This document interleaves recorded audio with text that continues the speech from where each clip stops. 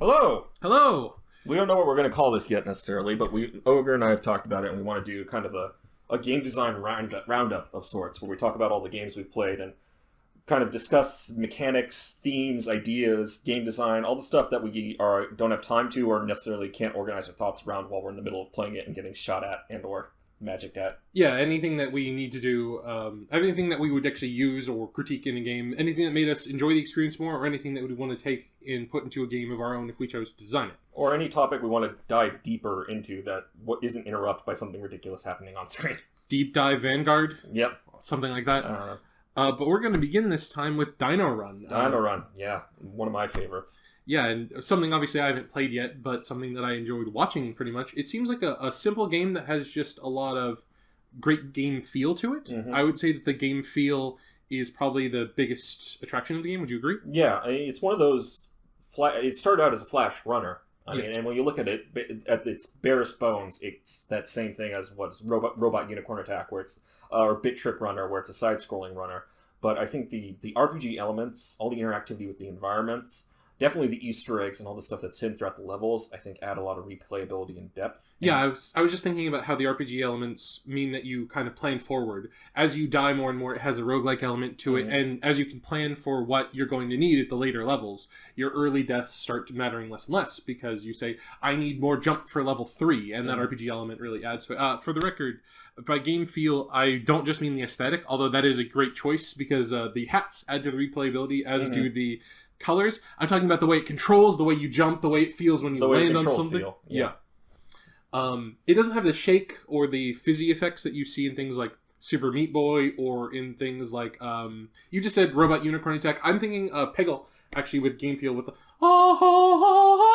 when you win. Oh, it's feedback. Yeah. In that case, audio feedback. Some games have haptic feedback, but it's not. It's a PC game, so it doesn't have a controller. Yeah. When I think of game feel, I think of the feedback on the controls. Well, responsiveness of the controls. Yeah. Yeah, because it's very tight controls. Like, you press jump, it happens immediately. There's no delay. There's no sliding around like happens in VVVV, which we will get to. I think what really makes it feel differently, though, and so much more interesting to play than other runners is the environmental effects. There's so much to interact with. There's the rocks bouncing against each other. There's the pterodactyls that you can grab. There's the larvae you have to eat along the way to get points. There's just a lot going on at once, while so many other side-scrolling runners just feel like you're just running and jumping and not much else, and it gets boring very quickly. Yeah, I noticed that part of the interest was you darting around and looking for any desperate way to survive. Your ability to surf on the destruction as a last desperate effort. I love that feature. Yeah, there's always something that you can look for or like try and time. You're trying to use every advantage at your disposal, and that keeps you looking. Your eyes are just darting around the screen. So even though you're performing a simple action, you're constantly adapting to all these roguelike elements and change. And you're hitting buttons that aren't just jump. Like, you're ducking to eat, and you're pressing up to increase your jump. You're speeding up or slowing down, or jumping just to keep up with your acceleration. All sorts of stuff like that keeps it interesting. And by the way, again, I plugged it during the video, but they are still working on the sequel, and we might even just play the demo, because I kickstarted that, so hopefully we'll get a demo out, and maybe that'll be time for Ogre to play it. Oh, that'd be fantastic. Or maybe we'll just go back and play it more for fun, because again, I can play that thing for hours, and there are the time trials, and the obstacles, and the hidden eggs. Like, the one egg that we found, and then I died, it didn't get saved, because I didn't grab it on the second time through. I'm so sorry. No, it's no problem. I mean, but that's just another reason we might be able to revisit it, is to go and grab all the hidden eggs and find that stuff. Okay, if we're going... we just finished Soul Blazer, the part recording, and it's the first game where we've gone back and gotten all the hidden stuff. I know we promised a lot of the hidden stuff. And there's not a lot of hidden stuff, thankfully, which is why... And most of it's required, except for the Magic Bell. But really, why wouldn't you want the Magic Bell? Yeah. The Magic Bell really helped in the final level. But with VVVVV, we haven't returned to that game yet. We might return to Dino Run for the same reason, in order to get all the secret stuff. But it really just depends on your interest. At the very least, we'll play the sequel. Yeah. When it comes out. Or a demo. And just to help raise awareness, and also because we really need to be better about, like, tapping into trends for our channel. That's fair. What's next on the list? On the list, but first, before we go to that, Sure. I'd like to talk about how, would you agree that Dino Run is more of a game about awareness than actually running or control of the, over the controls? I mean, the tight controls are definitely a strength, but yeah, you have to be aware of your surrounding. I mean, it's constantly throwing boulders and running dinosaurs after you that you have to react to. And controlling your acceleration is the only way to make it to the... I mean, you remember when I was playing how much I talked about how important acceleration was. Right. With how the landscape goes up, slants and flows, causing you to, like, just when you get to like even a tiny cliff, dropping, having to start up again, and how jumping and maintaining momentum, it's what gives it that urgency and the intensity that you saw me getting into it. It's maintaining momentum to stay ahead of the doom wave.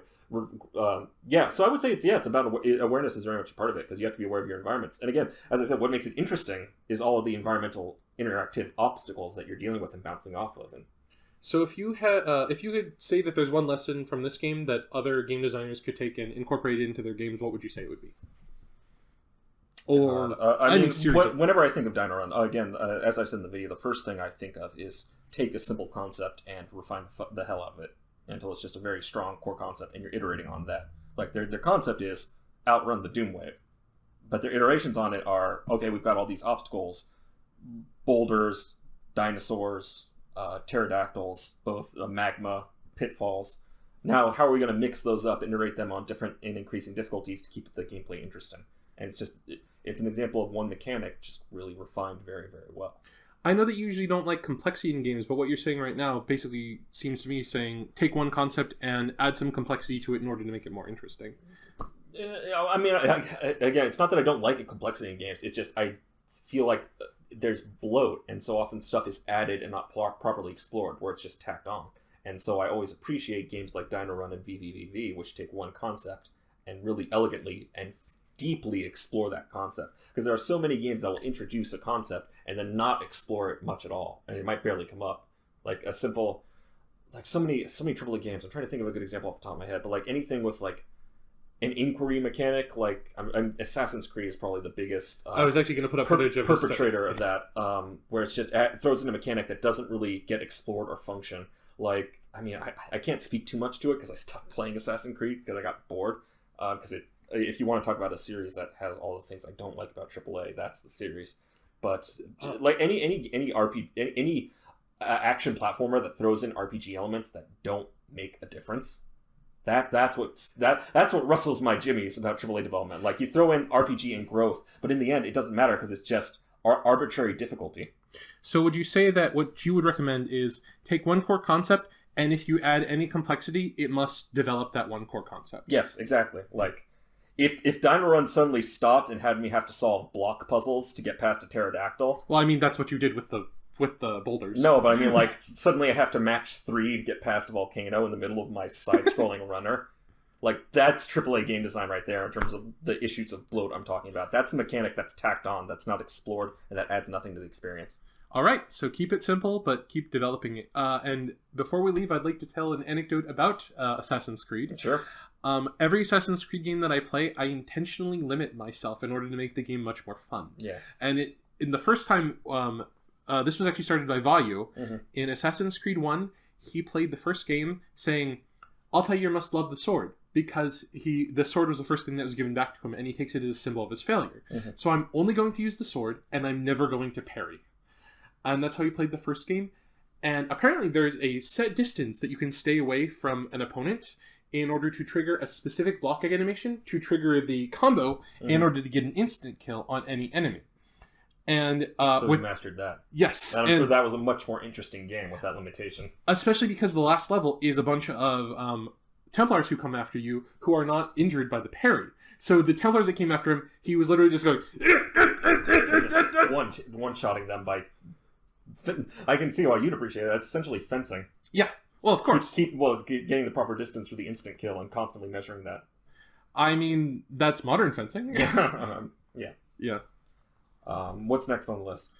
Well, this has been going on for long enough that do we want to keep going and do multiple... Do we want to do like a half-hour episode of this, or do we want to just do one game and then quit it and then do another game later? Because this has already had a point to it, which is... Keep things simple, come up with a core concept. In Dino Run's case, it's running, but add the complexity of the awareness, and that gives a more situational tie to it, and focus on the controls. Well, what do you think? When I originally envisioned this, I was thinking almost a podcast-style format where we just briefly touch upon each game, but if you'd rather break it up into bite-sized chunks with a discussion of each game we want to cover, I'm fine with that too. Well, since you wanted to go off the podcast format first, let's try that. Let's try the other thing a week later, call it by a different title, maybe like bite-sized, whatever we and see what people like more? Yeah. Sure. Okay, so let's keep it the one format and proceed from here. What do you want to talk about next? Okay. Next, let's talk about Fingered. Yep. Ed McMillan. So, I was the player of Fingered, and I liked the fact that it got more vague as things went on, and I had to make more decisions based off of what I thought the designer was implying, which kind of was more of a mirror of what I thought that they were implying. And I eventually got screwed because of that. Or because I didn't read deeply into it. Obviously, the more we go into it, the more you're forced to kind of go off of your intuition. Yeah, it's less clear and less solid, and you're kind of taking guesses. Yeah, I felt by the end I was relying on metaphor, like... Well, that's the funny thing, and I don't think I mentioned this in the videos, and I told you this afterwards. So, for those who don't know, when we record on the PC, the GeForce recording experience that we use, it throws the videos automatically into a folder labeled on what game you're playing. When we played Fingered, the folder it created wasn't called Fingered. It was called Russian Roulette. So I'm guessing that was like a working title that they never changed, because Fingered was like a $5 game that Ed McMillan and the other guys cranked out in the course of a couple of weeks for fun. So I think that speaks a lot to the intention behind the design, because it was Guess Who, but as time went on, your clues were more and more vague, and you were more and more just kind of taking a spin and hoping to kill the right guy. So I think when you talk about how it got more and more vague going on in intuition, in a sense, Russian roulette, like you're just getting more and more spinning the chamber and hoping you're shooting, in this case, another person, but the correct guy. Yeah, but since it didn't feel like it was chance. Well, it did kind of feel chance-based based on the description. Well, that's the problem. It became more about probability. Yeah. It definitely did.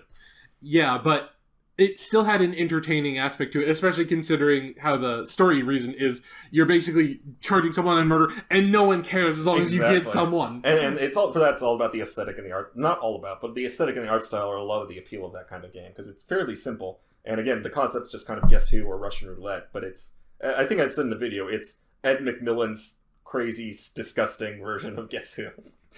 With his art style and his weird, dressed up criminals.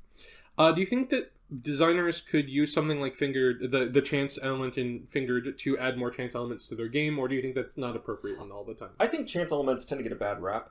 They're useful in certain instances, especially when you're talking about keeping things... Oh god, I'm blanking on the terms. But usually in like versus games, keeping things somewhat asymmetrical, chance can be important for that, as long as there's still enough control for the players. Magic the Gathering being like a classic example where it introduces chance in the terms of shuffling your deck, but that's not really what is the determining factor in the game. You can account for it, you can cope with it, but it keeps things interesting. I think chance elements are useful. It's just one of those things you can't rely on as a crutch, because if the player doesn't have control, or enough control, I should say, then why are they even trying to play your game and not just going out and creating an arbitrary, flipping a coin and being like, okay, heads or tails? Heads, I win, yay! In that case, would you say that if you want to incorporate chance into the game, you want it to be part of the core element? Yeah, definitely. Okay, so everything but that core if that core element has chance, you want to have everything that is developed off of that chance to be, but... I'm trying to think of other examples. To be karmic. Well, Fire Emblem or other strategy games, like the percentage is baked in and you can do things to improve it, but that level of chance is still there for if something goes wrong, or if there's suddenly a clutch save, you can work off that. But that's not how you win the game. You have to take that into account. Yeah, with Fire Emblem, you win the game by resetting if any of your units die. Or same with XCOM. Like, XCOM is all about, like, missing at fucking 95% chance to hit. Fuck you, game! But, again, that's part of the baked-in appeal of the main mechanics of XCOM is you bond with your squad, and you have to live with their losses, and there's meaningful decisions that come from losing those soldiers. In fact, one of the major praises of the War of the Chosen DLC was that it makes losing soldiers and not save scumming, which I am very guilty of, as I've told you, so much more interesting, because squad members that fall can get captured, and then you can go on rescue missions, or your teammates can respond to things in different ways and get demoralized and disillusioned, and they make it more interesting. So in that case, the game rewards you for failing, and thus that chance element that can completely screw you over becomes interesting. There was actually a game recently that was inspired off of Snow Crash that follows that same philosophy of rewarding a failure state if it happens, and making that interesting too. So in XCOM's case, the War of the Chosen definitely took that. And I think they actually got that from the Long War DLC that was new. Or the Long War mod that came from the XCOM. I think they cited that as a very specific influence for the features they were adding in that DLC. Oh, one of my favorite quotes from the developers was, we didn't realize that we were making an 8-hour tutorial for a mod. That's amazing. amazing. I love those sorts of quotes. Yeah. How about we move on? Going back to fingered, so the biggest thing that we've taken from that is chance can be a good thing if you focus on it from the outset. Yeah, and that, I would say there's benefits to just cranking out small bite-sized pieces of entertainment, even if most of the entertainment value comes from the aesthetic. Yeah, I would agree with that. In fact, I'm sad that Steam doesn't do that, probably just because of their refund policy. Yeah. So I don't really want to talk about Stick Fight, but let's move. Let's say let's do one more game for today because I would like to leave soon. Sure. So yeah, we can see if we want to go longer in future versions of this, and we'll compare this to like the bite-sized versions we might try. Yeah. You want to talk about one of the longer games? You want to talk about one we went in depth with, like Oregon Trail? Sure. Let's go with Oregon Trail. Yeah, our first long play. One of our first videos too. Yeah. So Oregon Trail felt like it was more about resource management, as well as like it's obviously a spin-off of Oregon Trail, and Oregon Trail actually feels arbitrary and random much more than Oregon Trail does, even though Oregon Trail is a much more post-apocalyptic setting that's selling the randomness. I felt like much more skill was involved in Oregon Trail. I was accounting for smaller pits of damage. Taking dysentery doesn't just kill you outright, it deals damage to you. It felt much more fair.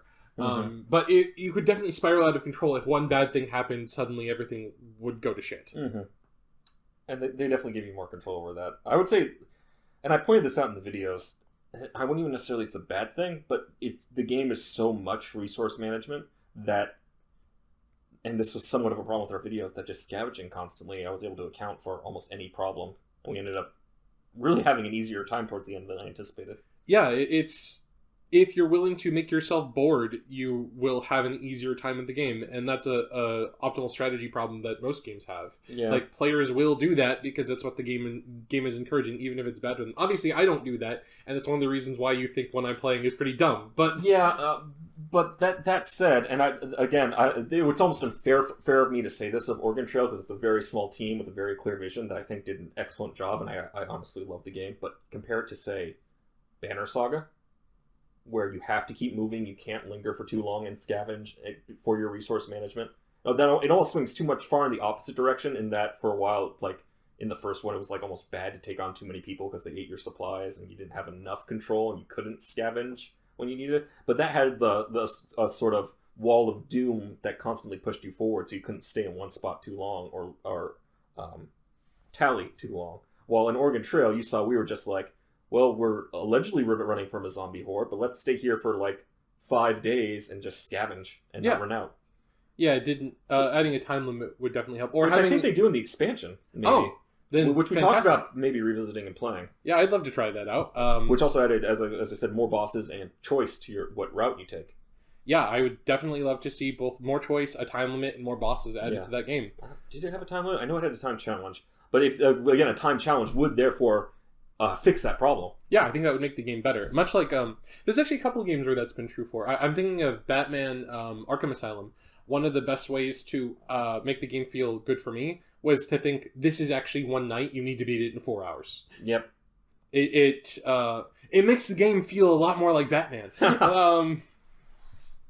There's you know what would make it even more feel like Batman? What's that? If I killed your parents. Oh, no, don't do that! Unless you're talking about the Master, in which case feel free to kill the Master. Oh, let's not. If we're going to just stick to those 3 games, let's not talk about Soul Blazer yet, because it hasn't finished posting, and this way we can actually post this one now, because the 3 games we talked about have finished airing. Yeah, I would love to post this one now and see how it does. Cool. Well, anything else you want to talk about of Oregon Trail?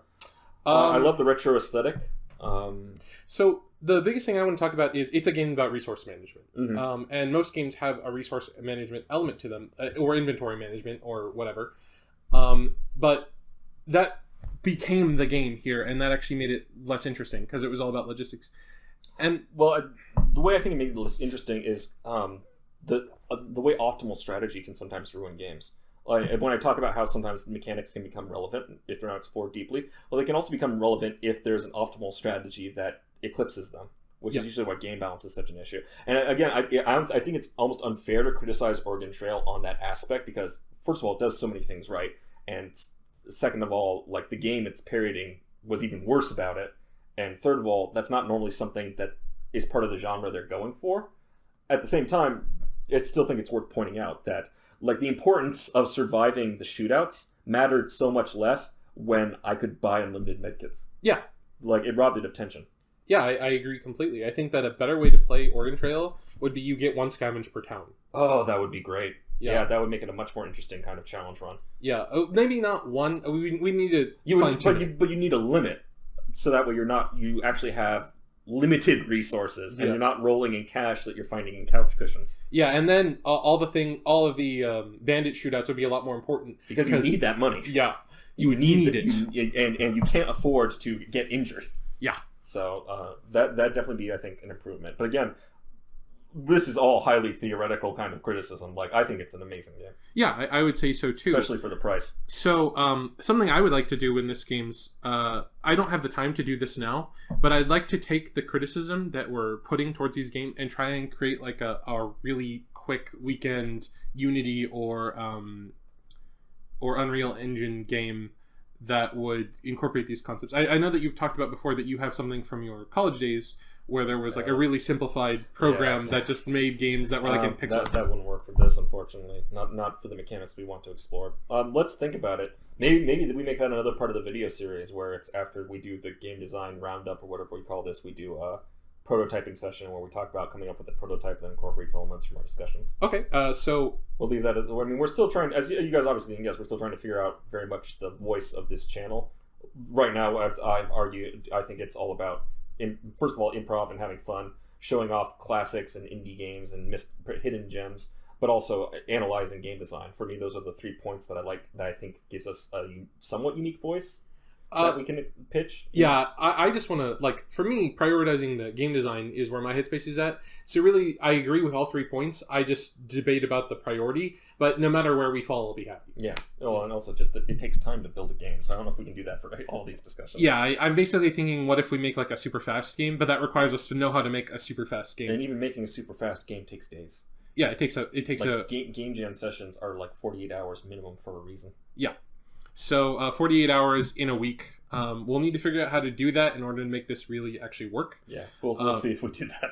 Yeah, we'll see if we do that. I imagine that if we keep making games, we can just reference old code or old designs or old blueprints, as the case may be. But we've also got our plates pretty full with just recording and editing right now. So we'll see. But I'm the master of overcommitment and then actually producing something. So you hear that, folks? Promises are made to be broken.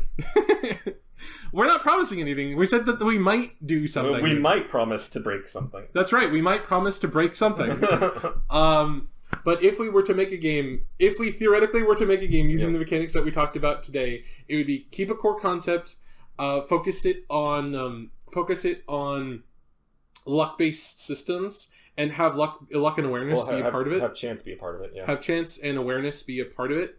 Focus on the controls and the juice. And resource management. And have resource management be a thing, but add tension or limit it in order to make it happen. This actually sounds oddly like a first-person Fire Emblem kind of game. I was actually thinking it sounds like a fighting game with chance elements, which is antithetical to a fighting game, but still, that's what it sounds like to me.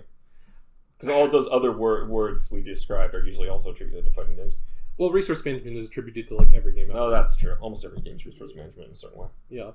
Okay. Well, I think that's it. So thanks for joining us for our first kind of game design roundup, is what I'm calling it, until we come up with an official title. Yep. And to you at home, it's time for you to come up with a chance-based fighter. Yeah. Do it. What's stopping you? Do it now. Bye. Bye, everybody.